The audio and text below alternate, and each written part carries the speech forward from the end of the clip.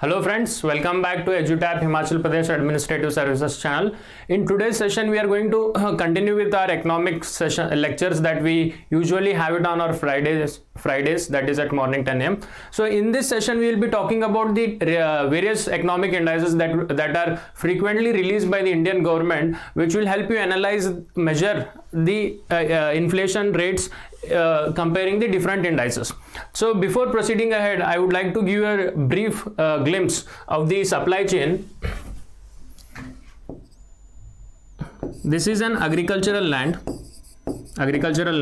Here the production of the all the food materials takes place. Then here comes the APMC, where it is all collected and compiled. From here it is supplied to wholesale industry, wholesale shops. Here, from after the wholesale, the next stop in the supply chain is the retail shops. From there it goes on to the final consumer. So the wholesale price index, that is the WPI, measures the changes in prices at the wholesale level. So it does reflect that the various products that are reaching the wholesale price level, whatever the changes in the prices are measured will be at the wholesale level. This is CPI, and the consumers consuming all the products, and if there are any changes in that particular composition of the products, then that will be reflected in CPI. We have different variants of CPI such as CPI rural, CPI urban, CPI combined. We'll all be discussing with in this particular session. So I just wanted to give you a brief introduction about the supply chain that starts from the agricultural when it comes to the food products. And similarly, if you are taking the manufacturing products, here comes the mining. Then the ores are mining ores are taken to the industrial places where they are manufactured. So the similar supply chain exists in manufacturing place as well. So now, having understood that the WPI measures the WPI first of all stands for wholesale price index, and it measures the changes in the prices at the wholesale stop in the supply chain. And CPI measures the end consumers who are consuming all the food products such as vegetables, onions, tomatoes. If there is any change in those commodities, then CPI will measure and assess the changes that are occurring or taking place in the CPI index. So now let us move forward and understand the various indices that are to be studied in this particular session. So we will be majorly covering WPI, CPI, IIP, and the index of 8 core industries. So before proceeding ahead, let us begin with the WPI, which stands for Wholesale Price Index, and we will be dealing this entire session with respect to pertinent to the examination, exam oriented. So the kind of question that might be asked in the exam is, what is the releasing agency? So which agency releases this particular index? That is the Office of Economic Advisor, which is a part of Department for Promotion and Promotion of Industry and Internal Trade, which is a part of Ministry of Commerce and Industry. So this can be a particular question, potential question that can be asked in the upcoming examination. And apart from that, the base year, this can also be formed as a part of one of the statements given in the question, and they would tweak this. They would rather make it 2004-5 or any particular value. So the important pointer that you have to remember with respect to WPI is the base year is 2011-12. And now let us look at its composition. So when I said that we measure the changes in prices that take place at the wholesale price wholesale level, then the wholesale price index, its composition comprises of three parts, which are mainly manufacturing products, primary article, then comes the fuel and power. So these are the three components that comprise WPI index. And if you look at the weightage that are assigned to different components, the manufacturing products comprise the bulk of WPI, that is 64%. And so what do you assess out of this particular component or this particular value? Suppose there is a change in the manufacturing prices, manufacturing products such as the steel, iron ore, and all that. So if there is a huge change in that those particular value, then WPI will we will see a large amount of fluctuation within the WPI. So that is the entire summary or the logic behind this WPI. Similarly, primary articles. So primary articles are the articles which are taken out of the land. It might be food, mining. So the idea is that is it is completely taken out from the land, hence the name primary article. Here it is manufactured products. And the last component is fuel and power, which is a 13% weightage. So you can just remember the 64%, 23, or the important composition. The question can be formed with regard to any of the compositions, such as they would ask you the different permutations and combination that exists, that which component has the highest weightage and all that. So now what is the usage of this particular index, that is WPI? See, during the course of any business, there are many contracts that the business takes place, and if there are any changes in the prices which are pertinent to that business production, then as a result of those particular changes, there has to be an escalation in business contracts as well. So that is one particular important, and it serves as an important indicator for the global and domestic investors to make any decision on the investment in our India. That is, if the global investor want to make any sort of investment within our country, then WPI forms a vital indicator for them to assess how the economy is performing. And apart from that, the WPI food index measures the changes in the food prices that are released by again this particular agency, that is Office of Economic Advisor, which is a part of Ministry of Commerce and Industry.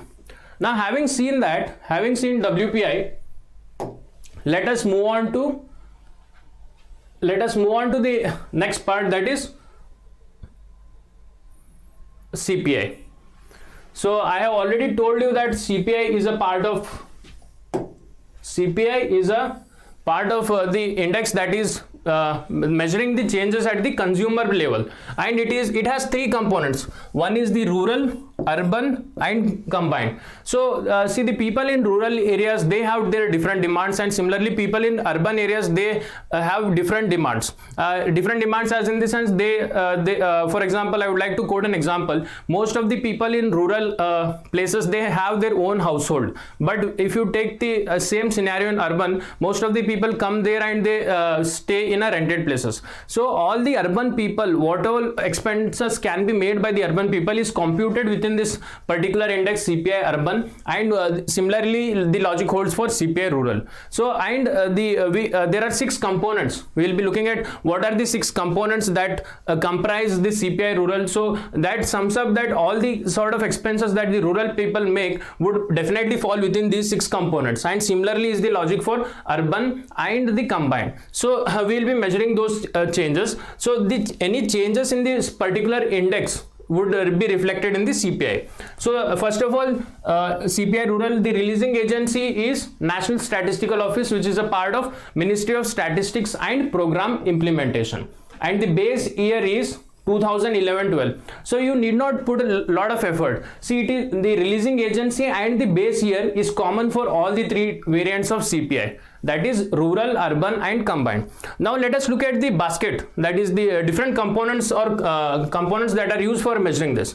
Food and beverages. See, if you think logically, all the people, be it anywhere, either in rural or urban, they spend large amount of their expenditure. They make large amount of expenditure on the consumption of food and the beverages. So that is the part. And apart from that rural component, the other component is pan, tobacco, and intoxicant. And the clothing and footwear is another major component, and housing, then the fuel and electricity and light, then there is a miscellaneous.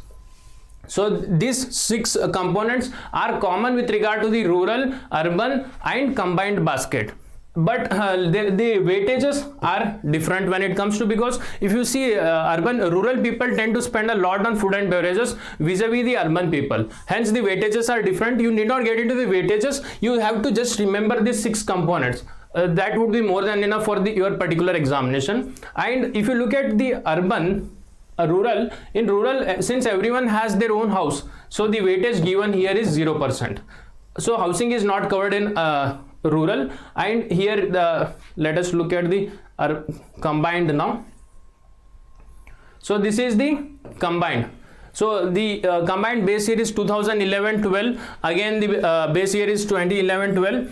the weightages are given. You can just take a look at them, need not remember them. What is the important utility of the CPI combined indicator? So RBI uses this for the formulation of its policies to decide the repo rate, the reverse repo rate. So this is a very important indicator, that is consumer price index. The RBI is given a mandate to control the inflation or keep inflation within the bandwidth of 2 to 6%. Hence RBI uses this particular index, that is CPI combined, and if the the CPI combined is increasing, then RBI makes an effort to bring it down within this particular range. Hence this is its whole mandate, and this serves a very important indicator for the RBI, that is CPI combined. So what does it mean? It means it takes into it is a combination of both rural and urban CPI indices and measures, because if you look at a country, all the people around 70% of the population resides in rural places and rest of the population resides in urban places. So all the consumers in toto, if there are will be making expenditure on all the different items that they need for their daily life, and if there are any changes in those particular items, and if the people are seeing a rise in inflation, then the RBI is given a mandate to bring it down and keep it within the range of 2 to 6%. So that is with regard to the CPI. Now we will be looking at CPI agricultural labor. There are again different variants of CPI, that is agricultural labor, rural labor, and the industrial worker. See again, now it was seen as a part of CPI was witnessed at the consumption end, that is the consumer's end. But there are again different variants of CPI, that is the agricultural laborer, the rural laborer, and the industrial workers. So again the CPI, these labors, rural labor and industrial worker, they tend to spend on different items, and the government also tries to measure the changes in the prices that is consumed by this particular section of this population. Now let us look at them, who releases that particular. So Labor Bureau, which is a part of Ministry of Labor and Employment, Labor Bureau releases agricultural labor, rural labor, and industrial workers CPI index, and the base year is 1986 to 87. If you can look at it, this gives us this is a very stark contrast, that the government revises the base year indices in order to keep it in align with the current times, but this still we are using a quite old index. And apart from that, this is more than enough. You can go through the PDF. There is nothing much to explain here. So the base year here is rural labor, agricultural labor, and industrial workers. So all the three variants of CPI are again released by Labor Bureau, which is a part of the Ministry of Labor and Employment. If you look at it, the base year for industrial workers CPI, it has been recently changed from 2001 to 2016. So this serves as a potential question for your upcoming examination. So you must remember this particular figure. And apart from that, if you look at here, the different components which form the CPI industrial worker is food and beverages, which normally they tend to spend, and pan, supari, tobacco, and intoxicants, and obviously they will make their expenditure on fuel and light, and apart from that, housing, clothing and footwear, and miscellaneous. So these are the different 6 components that that the industrial workers spend their money on, and this is a basket of 463 commodities. So what is its usage? This index is used by the government to decide the minimum wages that have to be given to this particular industrial workers, and using this index, the dearness allowance for government employees is determined. So these two are very important indicators. Now let us look at the next set of indicators, which is IIP. So what does IIP stand for? It stands for Index of Industrial Production. So what does it mean? There are, different industries such as manufacturing, mining, electricity, all the different sectors or different industries, if they witness any changes in the price of their raw materials and whatever commodities they consume as a part of their business, then all those changes will be reflected in this particular index. And this, if IIP is increasing in a country, it shows that the production within the country is increasing. So this is a very important indicator from the supply end of the country. That is, this indicator is always taken as a high frequency indicator, and to determine whether the country is producing more enough to serve its entire large population.